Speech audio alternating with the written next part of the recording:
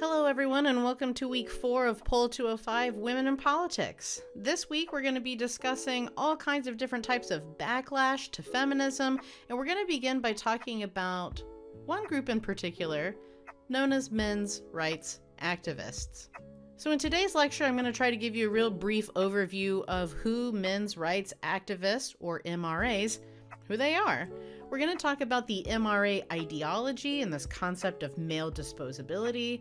We're going to talk about the MRA worldview and some of the major points they make to highlight this concept of male disposability.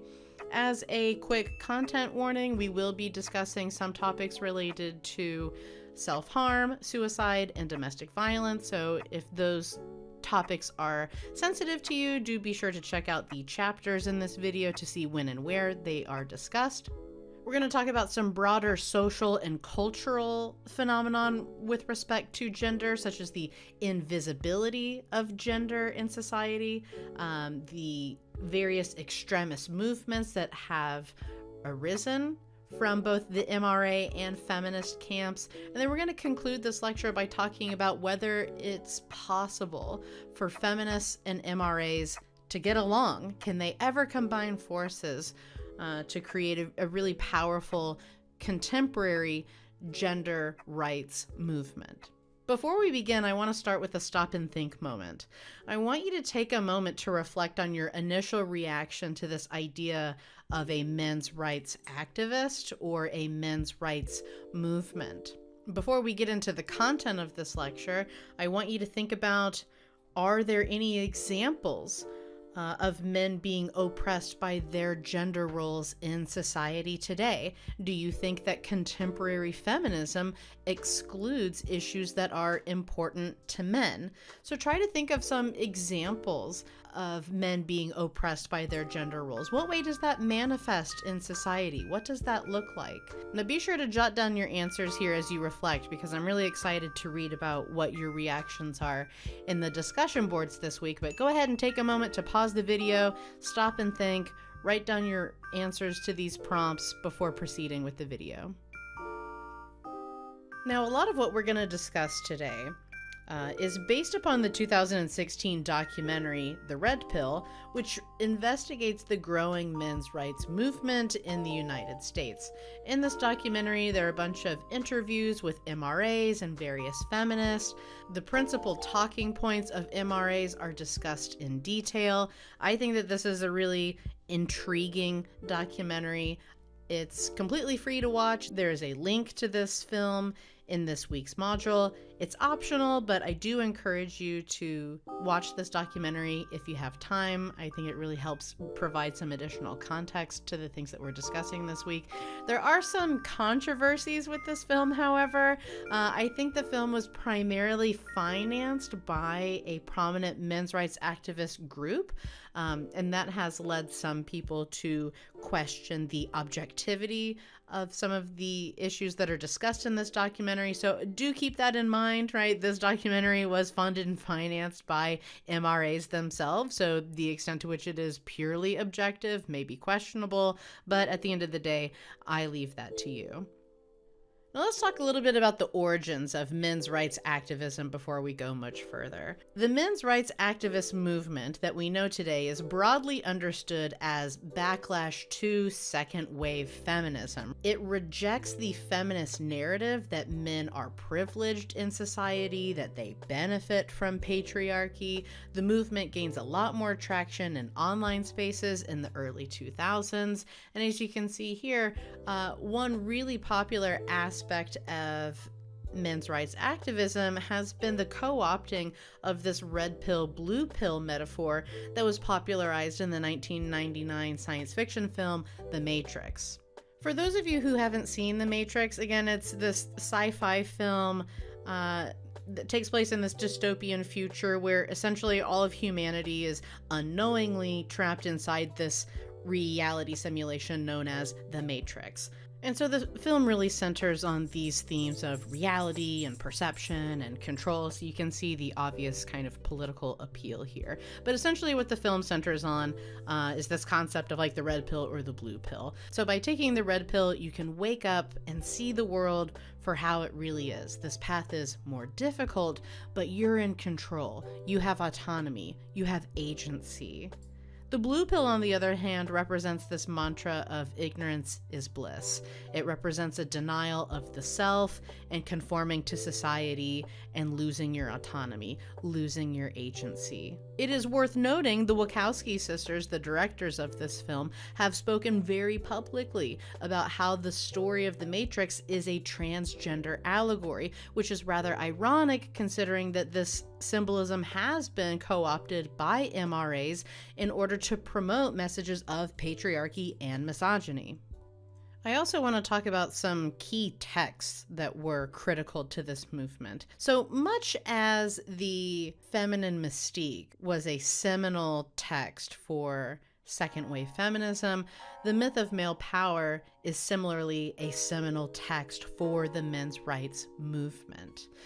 So the myth of male power, written by Warren Farrell, was written largely in response to some of the major talking points being advocated by radical second wave feminists, such as, these ideas that oppressive gender roles, they really harm women, but didn't really make much mention about how oppressive gender roles might harm men. These ideas that patriarchy relegate women to subservient social status without similarly talking about how patriarchy might harm men in society. And lastly, one of the points that Warren Farrell disagreed with most among second wave feminists was this idea that men retained all of the power in society, to which he vehemently disagreed. Warren Farrell argues that all of this is wrong. These major talking points among second wave radical feminists totally missed the mark, and he does this by illustrating his concept of male disposability to illustrate how men are oppressed by their gender roles, how they are harmed by patriarchy, and how they are powerless in society in many regards. Male disposability is this idea that society favors the lives of women at the expense of male lives. Men's lives are expendable at the cost of providing for and protecting the lives of women. There are a plethora of points that MRAs generally look to emphasize this concept of male disposability. We're going to talk about 7 of them here. Many of these are discussed in the Red Pill documentary mentioned earlier. But these are just a few examples of how MRAs will point to how men are equally, if not more, oppressed by their gender roles than women. Workplace fatalities are higher for men than they are for women. Men are more likely to die as casualties of war. Boys are more likely to drop out of high school. The criminal justice system is exceptionally harsher on men than it is on women. Women live longer lifespans than do men, generally on average. Men are more likely to commit suicide, and men are just as likely to be victims of domestic violence as are women. Now, some of these points are exaggerated, and we're going to make sure that we talk about them in a lot of detail. But the point of this lecture is to emphasize what are the major talking points of men's rights activists, why do they have such vehement backlash to feminism, and we're going to look at the data as well as the social, cultural, and political context of these points to get a broad understanding about how gender and power intersect in American society. Let's start by talking about workplace fatalities. MRAs are correct that yes, most workplace fatalities are men. In fact, from most recent data in 2020, almost 92% of all workplace fatalities were men. So they are correct to point out that there is incredible disproportional outcomes here. What are some of the most dangerous occupations, you might ask yourself? Fishing and hunting come in first, logging, roofers. These are the top 3 most dangerous occupations in the United States. But a lot of this boils down to something that we call occupational gender segregation. We're going to talk about this in a lot more detail, I think in week 5 when we talk about the gender gap. But That's mainly to blame for why we see such disproportionate outcomes here.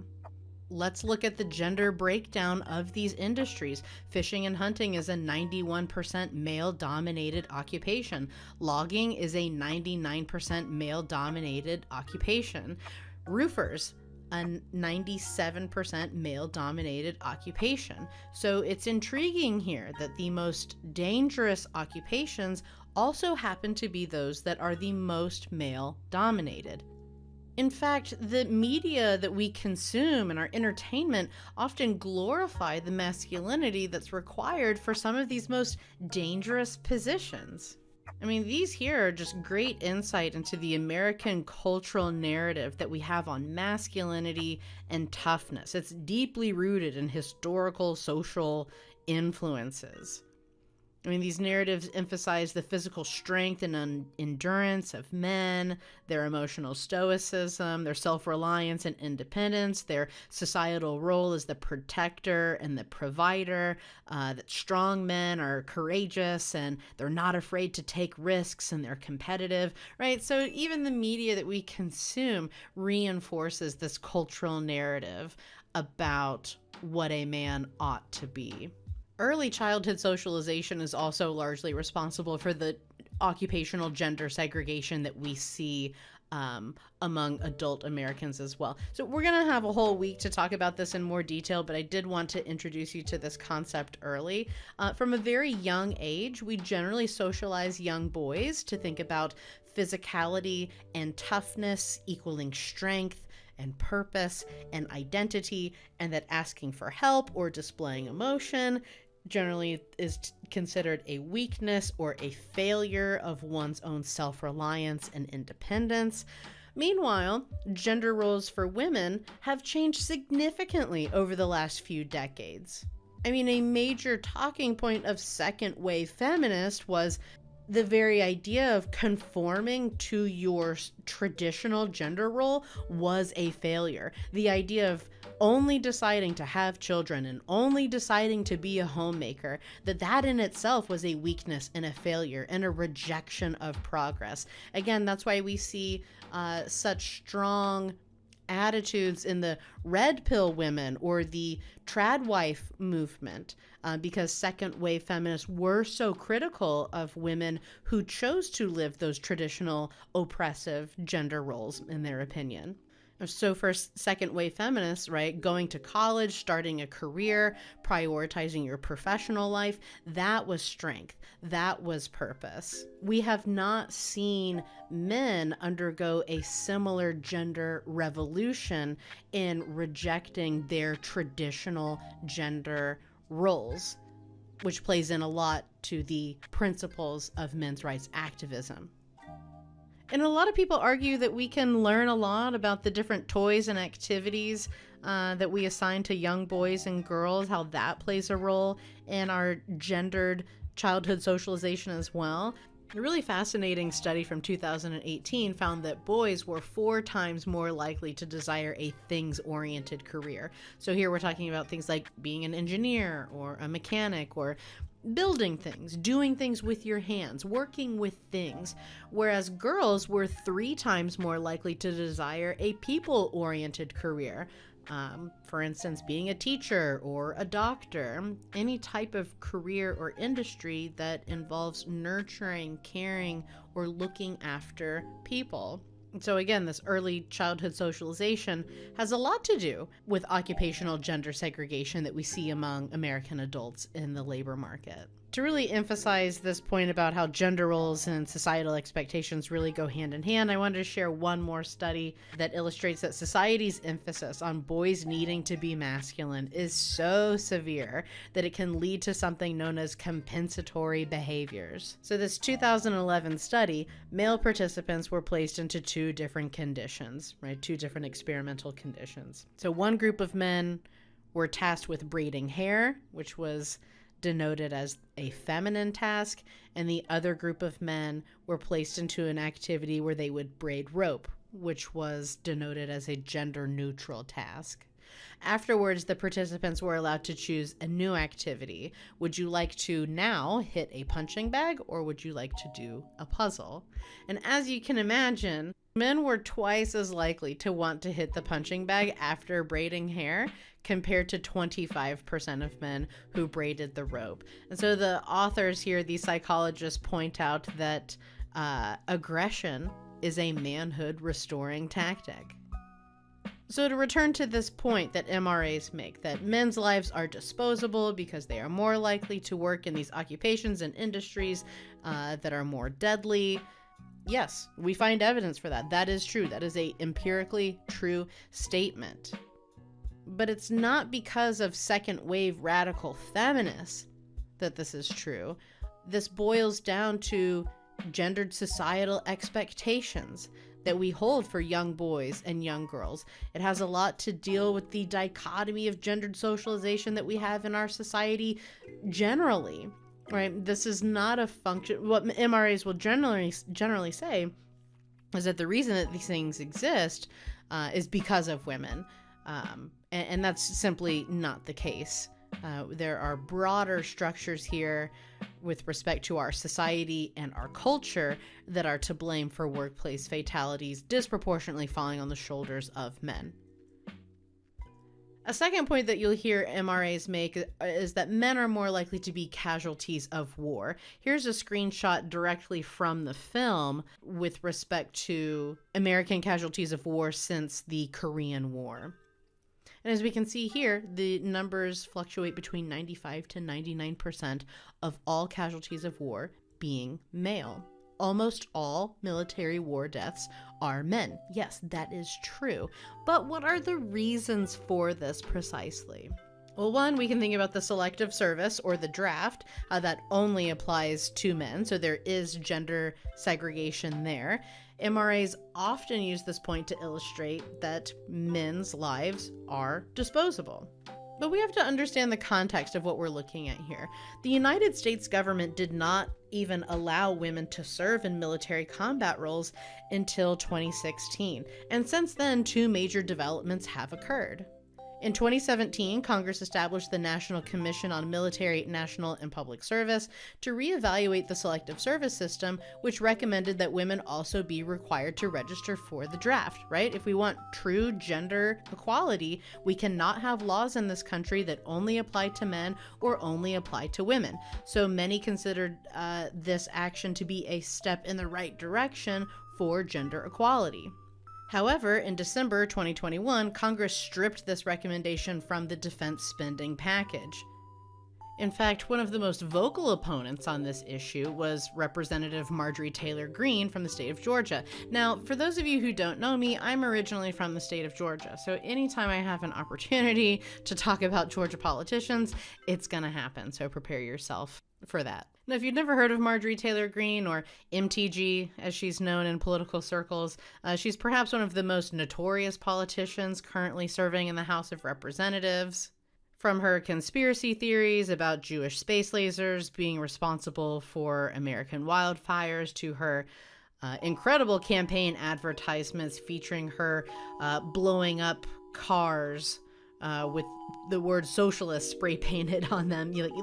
She's crazy, and I kind of love to cover the crazy things that she does. But regardless, right, she's this really outspoken politician currently serving in Congress. She's super into CrossFit and all kinds of stuff like that. She's always bragging about how into CrossFit she is. And just to illustrate, like, even how Marjorie Taylor Greene talks about this idea of women serving in the selective service really emphasizes, again, these notions we have in society about the foundational biological differences between men and women, and how that fits into broader narratives about what is fair, what is equal. So here's a quote from MTG. "Men and women are not physically the same, and women do not possess an equal opportunity to survive on the battlefield in direct combat with battle-hardened men. And I can say that as a woman who can deadlift 300 pounds, can do more pull-ups than anyone else in this room, and run faster than any of you." And that's true. As we learned last week, the demographics of Congress do not bode well for them being competitive in any types of ropes course with Representative Green. But regardless, these are the types of arguments that we continue to hear in Congress about why some laws should not equally apply to both men and women, falling generally on these biological or physical justifications as we see here. A second major development comes from the court ruling in National Coalition for Men versus the Selective Service System in 2019, which ruled that an all-male draft was in fact unconstitutional. In 2020, the Fifth Circuit Court of Appeals reversed this decision, claiming that it was constitutional that an all-male draft could be in effect, and in 2021, the Supreme Court declined to hear the case on appeal, essentially letting the Fifth Circuit Court decision stand, which is a common thing that happens in the courts, right? If they perceive an issue to be too political, or have other reasons for not wanting to make a decision on the case, then they simply decline to hear the case on appeal. We'll talk a lot about the courts and how they function later in the semester, but this is pretty common. So returning to this point of male disposability, yes, MRAs are correct that male-dominated jobs are more dangerous and more fatal than other careers. Society seemingly prefers gender occupational segregation, and yes, men are more likely to be casualties of war. However, women have not even been able to serve in combat until 2016 and constitute just 15% of all combat roles. So we have to think about who is responsible for making these decisions, and by really understanding that, only then can we begin to think of solutions to help make the problem better. So yes, our society certainly has different ideas about what is suitable work for men versus what is suitable work for women. In fact, we have a lot of gender stereotypes out there that discourage both men and women from seeking gender incongruent careers. And what I mean by that is a man being in a traditionally female-dominated occupation or a woman being in a traditionally male-dominated occupation. For instance, all we have to do is think about male nurses, for example. All of the stereotypes wrapped up in that male nurses must be failed doctors. They weren't smart enough to become a doctor, so they settled for the kind of like less intellectually rigorous career of being a nurse, or they're not empathetic enough, so they had to be a nurse. We see this similar types of stereotypes and stigmas with women who enter male-dominated jobs. And moreover, when they are in those industries, they're hypersexualized. So I will tell you lots of stories throughout this semester. I used to be an automotive mechanic when I was in high school, and it helped me pay for college. Man, the stories I could tell you about what it's like to be a woman in a male-dominated occupation like automotive repair, right? But women are significantly more likely to experience and report sexual harassment, particularly when they're in male-dominated industries. They're more likely to be hypersexualized when they're in these industries. And then there's similar stereotypes, right? That they're not strong enough, they're not fit enough. A lot of this engenders imposter syndrome, and that, we don't belong in these spaces, or we'll never be good enough to exist in these spaces, and things like that. So it's a lot harder to think about how we break down something as complex as society and culture's rules about who can do what type of work. However, when we're talking about military war deaths being more likely to affect men, here we can kind of directly attribute that gender inequity to people who are in charge, people who are in power, people who write the laws and decide these things. They set the policies for who can serve in a combat role and who cannot. So as we go through these lists of examples in which MRAs used to highlight this concept of male disposability, I want you thinking about who is responsible for making these decisions, and how do we overcome the precedent set here in order to achieve greater gender equality. MRAs also frequently point to educational disparities between boys and girls to emphasize the concept of male disposability as well. A common statistic that's used is that boys in the United States are 30% more likely than girls to flunk out or drop out. And this is true. It's technically true, but it is time for a very quick statistics lesson. So according to a 2019 report from the National Center for Education Statistics, dropout rate for boys was 6%. Dropout rate for girls was 4.2%. This is the data that's used in the film, comes directly from the National Center for Education Statistics. But a 2% difference doesn't sound very dramatic, does it? Instead, if we were to look at the relative percentage, so if we were to divide 6%, the dropout rate for boys, divide that by the dropout rate for girls, and multiply that times 100, we would get a 143% difference. In other words, we would say something like, relative to girls, boys are 43% more likely to drop out. And just be careful. As somebody who studies politics and campaigns and messaging, this happens all the time. It happens on the left. It happens on the right. Democrats do it. Republicans do it. Everyone likes to bend numbers to tell a story that they think is more compelling or more beneficial to their side. When at all possible, always look at the information source yourself.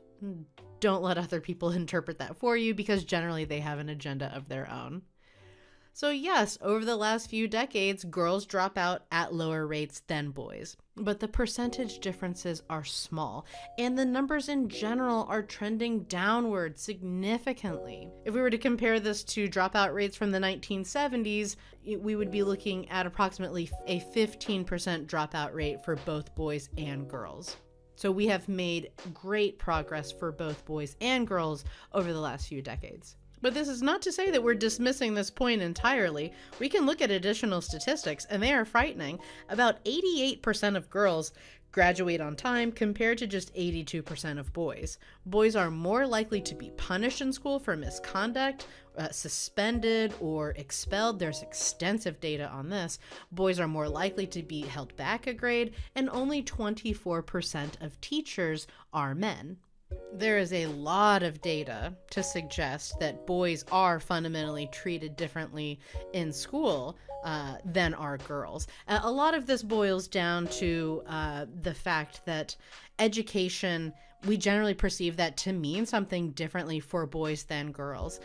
When I teach this class in person, we have a long discussion right about here about what do you think explains this data, right? Like consistently across the board, right? Like boys suffer in schools compared to girls. Is it a systemic existential problem where like 88% of girls are graduating on time, but just 50% of boys? No, it's not that severe, but these differences are consistent across the 50 states and over time. Boys are not doing as well in school as girls. Why is that? And so one thing that I point to in class is that a traditional education generally means more for young girls than it does for young boys. It's generally more socially acceptable that if a boy wants to drop out of high school, get his GED, and go to tech school, that there's nothing wrong with that. However, because of occupational gender segregation, those options aren't necessarily open to young girls like they are for young boys. So that's just kind of one example that explains the differentials that we see here. But again, I would love for you in the discussion boards to explore other ideas you have about why we see the trends that we do. Why do you think that boys, why are they more likely to be punished in school for misconduct? Why are they more likely to be held back a grade? Does only 24% of teachers being men have something to do with it? So I'd love to hear your thoughts in the discussion board on this topic. 4, let's talk about the criminal justice system and it being more lenient on women. There is extensive data that shows that men's sentences are nearly 63% longer than women, and that's for the same crime. Nearly 1 in 9 men will go to prison at least once in their lifetime. That's compared to about 1 in 56 women who will go to prison at least once in their lifetime. And many, many studies have documented the institutional bias in our criminal justice system that is exceptionally more lenient towards women and harsher towards men. And we can discuss some of the reasons for this. You know, why is the criminal justice system harsher on men than it is on women? We know that there are gender stereotypes about men and their temperaments. They're more likely to be violent than women. All kinds of overgeneralized stereotypes in that nature, that men will only learn their lesson if they're punished versus, we need to be more nurturing and compassionate with women because of their feeble nature. There's all kinds of gender stereotype explanations for why we see the criminal justice system being harsher on men than women. I'd love to see you, again, explore your ideas in the discussion board. But we can also talk about the economics of imprisoning women. So the prison industrial complex explains a lot about why men are more likely to be incarcerated than women. And when we're talking about the prison industrial complex, or PIC, we're generally referring to just the overlapping of interest of government and industry when it comes to policing and imprisonment. In other words, there is an industry, there is an economic advantage to incarcerating individuals. Think about the increasing shift we've had in this country to privatizing our prisons, where prisons are no longer run by the government, right? But they are run by private corporations for profit. It's an incredibly lucrative industry. Over $4 billion was made from prisons in 2017. You might ask yourself, how do prisons make money? Well, a lot of times there are sweatshops kind of operating in our prisons. Not a lot of people really talk about that, but that's a thing. So that's just one example about how prisons profit. Female inmates, on the other hand, especially those who are pregnant, require a lot more medical care than men, which is extremely expensive, and it reduces profits. In fact, many private prisons have found themselves in hot water and really toward legal disputes because they did not provide adequate care to pregnant women who were incarcerated at their facilities. So what's the solution here? Locking up women isn't really profitable. So let's focus our interest more on incarcerating people that can give us a profit.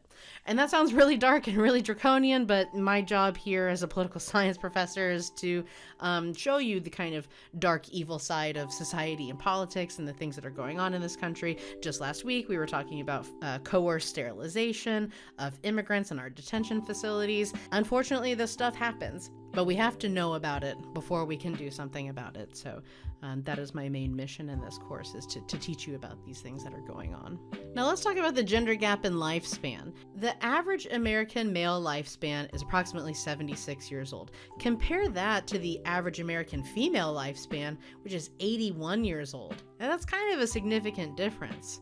What do you think explains this difference? Again, you could have a moment for a stop and think here if you wanted. I would love for you to kind of inventory your ideas about what do you think explains the lifespan gap here.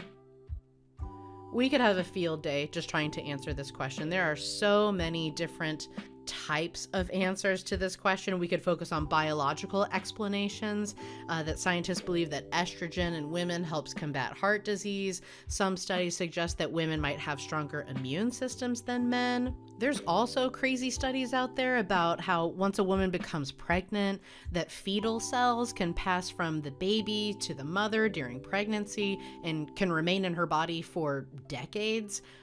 This phenomenon is called fetal microchimerism, and it can help protect mothers from certain diseases and injuries. Really crazy stuff. So like lots of biological explanations. There are social explanations. We know that men are more likely to smoke and drink. They're more likely to engage in risky behavior and activities and hobbies, making death and injury more likely. There's also, again, this wouldn't be a political science course without talking about the systemic factors.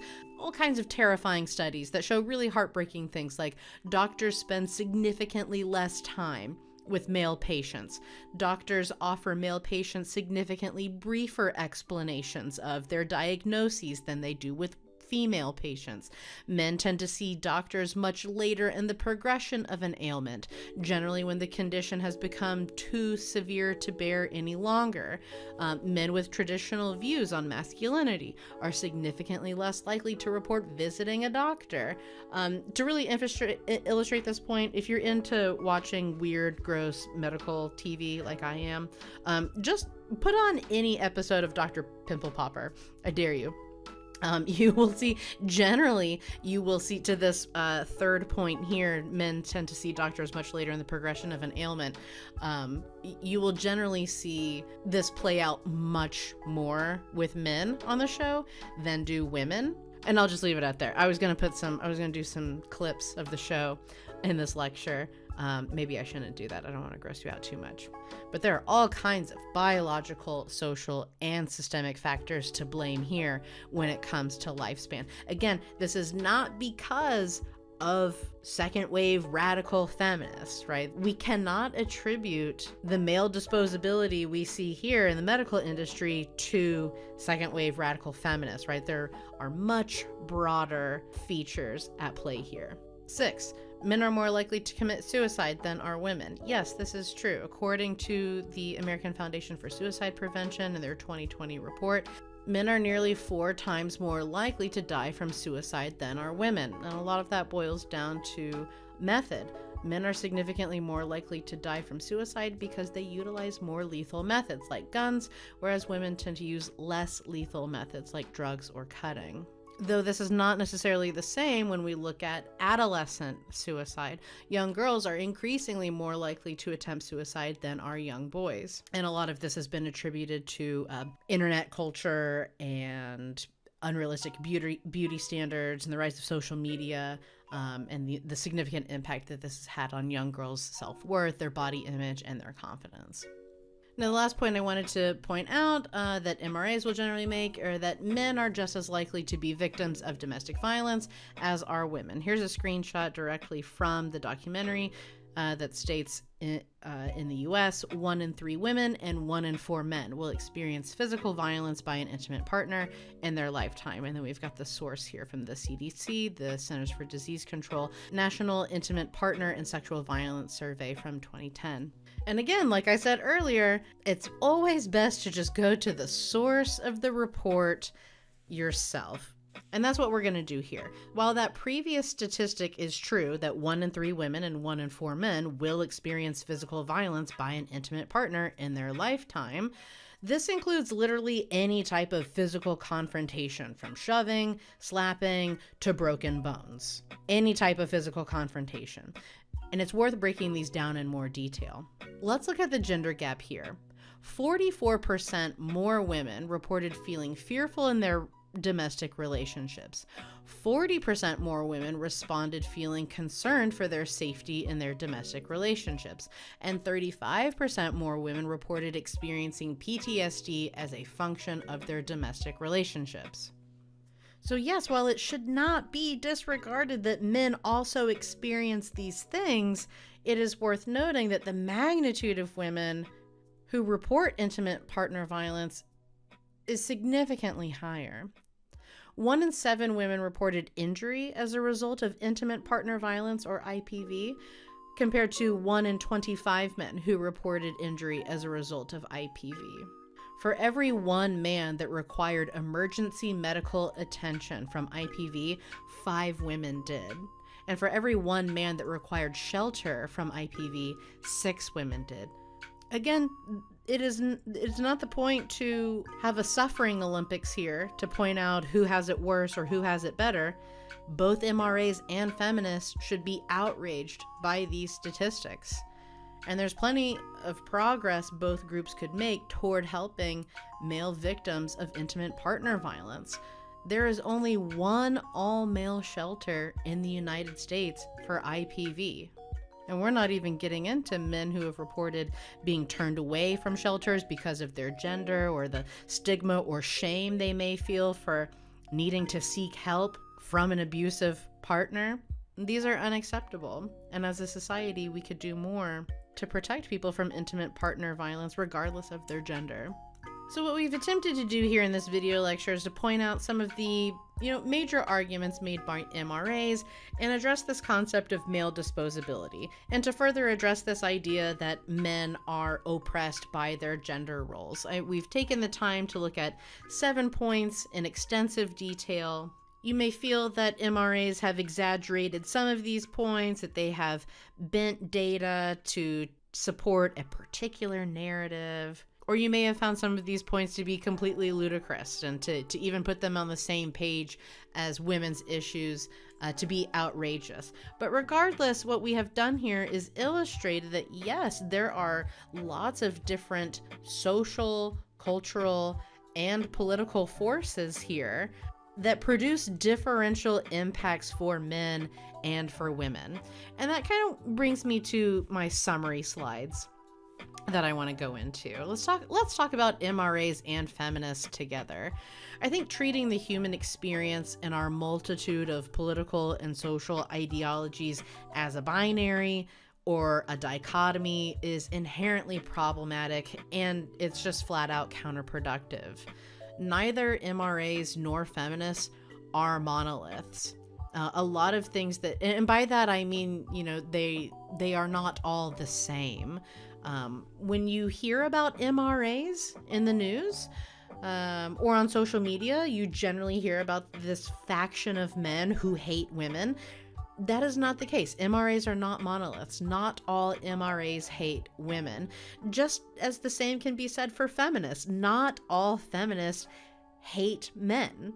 In fact, most of the issues that we've talked about so far with respect to MRAs and feminists overlap significantly. So why is it that they do not work together? Well, to illustrate this point, I really want to talk about the fractures, even the extremist groups within both of these movements that kind of prevent these movements as a whole from talking to one another. I kind of want to talk about the manosphere a bit.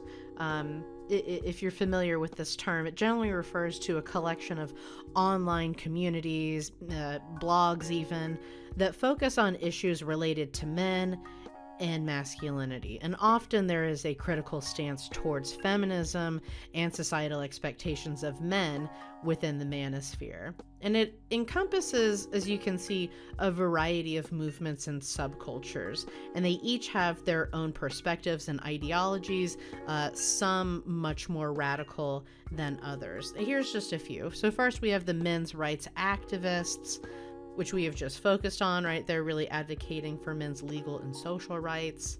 There are incels, or involuntary celibates. It's a community of men who struggle to find romantic or sexual partners. There are volcels, voluntary celibates, or MGTOWs, which stands for men going their own way. They emphasize male independence, self-preservation, and avoiding relationships with women. There are pickup artists who teach men techniques to attract and seduce women with various dating strategies, confidence building skills. There's also often kind of darker side to pickup artists about using deception to attract women, and sometimes justifying that violence against women is sometimes necessary. And many of these are pipelines to broader supremacist organizations such as male supremacy or white supremacy, white nationalism. And there's plenty of fractures within feminism, right? We've talked about red pill feminists or trad wives. We've talked about liberal feminists who seek equality. We've talked about social justice feminists who seek differential treatment. Here's a lot of where the man-hating and blame the patriarchy comes from, these social justice feminists. You have radical feminists, trans-exclusionary radical feminists. The point that I'm making here is that there are so many different subcultures and sub-movements within the manosphere and women's rights activism. Some, of these subcultures being violent or really extreme and exclusionary.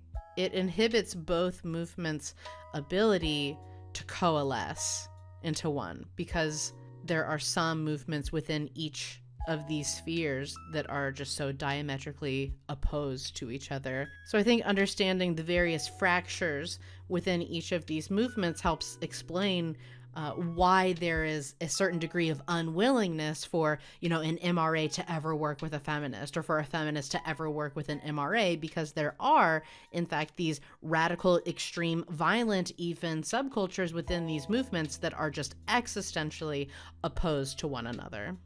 And there are certain online spaces for MRAs and other peripheral groups within the manosphere that are notorious for promoting things like misogyny, violence against women, even rape and death threats.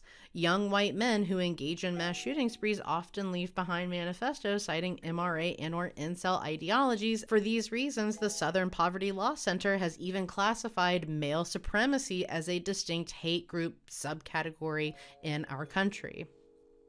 And again, to kind of work on building the summary case for MRAs and feminists, many of the issues that MRAs and feminists care about are functions of broad, systemic inequities. And what I mean by that is that there are elite forces in our government that suppress both men and women equally. Special interests in government mean that Congress is more responsive to the 1% than the rest of the country. There's a really great visualization of this that I've included in the playlist for these lectures that I'd love for you to watch that illustrates how and why Congress is not responsive to the needs of 90% of Americans, but instead is most responsive to the needs of the 10% of elites in this country. Why is that? The video does a good job explaining it. We talked about the prison industrial complex and the economy and social issues and cultural issues like occupational gender segregation, bias in our criminal justice system. These are the forces that are primarily responsible for gender inequity in this country, right? We need to move away from this women blaming men and men blaming women. The issues that both of these groups are most upset about are systemic. They are political. They are social. They are cultural. And let's talk briefly about this moment about culture. Here I want to talk about the visibility of women and the invisibility of men that our culture promotes. So what do I mean by this? Well, in our society, we encourage the visibility of women, that it's good manners to compliment women on their appearance. It's good to be chivalrous. We should always help women when they are in distress. We should be kind to women because they are gentle. Women should express their emotions. It's okay for women to be vulnerable in social spaces, and we should adore women. We should place them on a pedestal. On the other hand, our society encourages the invisibility of men. We don't have social norms about complimenting male strangers or being courteous to them or opening doors for them. Men should be self-sufficient. They don't need help. Men should be tough. Showing emotion is weakness. Men shouldn't show vulnerability in social spaces. And perhaps most upsetting, the cultural norm that you should be afraid of men. It is probably the case that every woman who is currently watching this video can think to herself of an example of being told to always look over your shoulder when you're walking alone at night, make sure that there aren't any strange men following you, make sure that you have some method or means of protecting yourself because men want to hurt you. Right? We don't have those same cultural norms or, safety protocols about other women. As a society, women are generally taught to be fearful of men. And I don't think we spend enough time talking about the mental health consequences of these gendered expectations that we have in our society and our culture. I don't think we spend enough time talking about how society promotes the invisibility of men in our culture. I mean, this reminds me of these videos, right? I don't know if you've seen them, what would you do? People being filmed, people being secretly filmed about how they would react in certain situations. There's one that I always think of when I get to this part of the lecture of, how society reacts to both men and women being in distress. And there's this example of a man being stranded on the side of the road with a flat tire, and he doesn't know what to do. And he's just kind of standing around awkwardly asking people, hey, my tire's flat. I don't know what to do. And people walk by and they just kind of laugh at him. And they're like, you don't know what to do? You're a man and you don't know how to change a tire? What's wrong with you? And they walk along and they carry on with their day. Whereas when we switch the gender of the person who's in distress and we are now confronted with a young woman stranded on the side of the road with a flat tire who doesn't know what to do. In this "What Would You Do" video, right, men are falling over themselves to help this young woman because we have the societal expectation about how we treat women in distress versus men in distress. And I think that's really illuminating. But we also have to understand how this culture of invisibility towards men promotes their own radicalization. The primary reason that young men, particularly white men, have gravitated towards the MRA movement and more extremist fringe male supremacy groups is that feminism has been extremely successful at changing women's gender roles over the last century. I mean, one of the biggest second wave feminist narratives was that women no longer need men to be successful, while conditions for men and their gender roles have gone relatively unchanged throughout most of American history. And couple this with the super problematic feminist narrative that masculine behaviors are toxic, right? There's a lot of misconception about what it actually means when we use the phrase toxic masculinity, which I think is worth discussing in a little bit of more detail because I think people kind of just throw that term around. Toxic masculinity refers to cultural norms and expectations about manhood that can be harmful to both men and society. It involves an adherence to traditional male gender roles that restrict the kinds of emotions that men are allowed to express, except for anger. It devalues traits associated with women and encourages behaviors like dominance, aggression, and suppression of emotions. And when we think about the effect that toxic masculinity can have on men, right, it can lead to mental health issues like depression, anxiety, increased risk of suicide due to emotional suppression, and lack of social support. It also discourages men to seek help when they most need it. So the term toxic masculinity does not mean that it is toxic to be masculine. Rather, it's used to critique and challenge these harmful norms, and instead advocates for a more inclusive and flexible understanding of masculinity that allows men to express a full range of emotions and behaviors without fear of stigma or societal backlash. And then when we also think about the unprecedented wealth gap that we are experiencing in our nation, right, class and income disparities are higher than they've ever been between the working class and the top 1%. And so when we take all of these factors together about how feminists have been so successful in changing their gender roles, the way that we talk about masculinity in contemporary society, and how the working class have essentially been left behind in contemporary politics, you get this reaction among men that no one cares about me. No one needs me. What is my place? What is my purpose? So we shouldn't be surprised that we see today men advocating for an equivalent to feminism as a means of liberating them from their own oppressive gender roles. The MRA movement and these subsequent subculture movements, they help give men purpose. And those who are most eager for purpose and belonging are most susceptible to extremist messaging, which is why the MRA to white supremacy pipeline is so powerful. So where do we go from here? Well, we need feminists and MRAs to realize that they're fighting for the same things: equality on the basis of gender. Feminists need to stop blaming men for systemic problems, and MRAs need to stop blaming women for systemic problems. Both groups must develop a sense of class consciousness and demand accountability from political institutions that no longer serve the interests of the people. Here's where we're just talking about like fundamental grassroots mobilization and organization, getting your average Americans more involved in the political process at the local level. And men need a cultural revolution. As we've talked about in today's lecture, right, women have been really successful at updating their gender roles through feminism. Men have not had a similar gender revolution. We need to ask ourselves, what does masculinity look like in the 21st century? What does a positive model for masculinity look like that simultaneously asserts progressive roles for women and other marginalized groups? How can we give purpose to everyone in society through a meaningful coalition of interests? Well, that's all I have for you today. I really hope you enjoyed talking about this topic, and exploring it in detail. I hope you learned something new.